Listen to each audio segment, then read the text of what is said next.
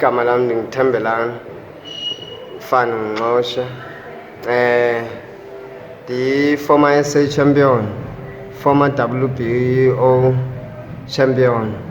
Bendikhe ndatritsha for a while kodwa ngoku ndibuyile and ndibuye kakuhle, ndi-well prepared for i-fight, ndi-fit physically, ndi-fit mentally.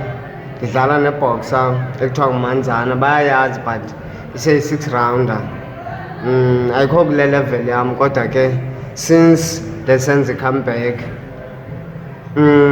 ii-fans zam zabukela into entle kakhulu, iking ibuyile and ke ngoku ndibuye strongo. Neyiphi na i-flyweight esendleleni yam ngaphandle koManzana mayivula amehlo. Ngalaa mini yaseBhayi abantu babukela i-boxing entle kakhulu.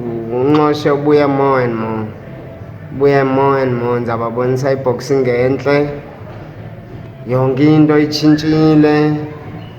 Ndizabe ndimhle ndilayitile phaa ndisenzela ii-fans zam ezindithandayo, ndikuzo nam nakanjani.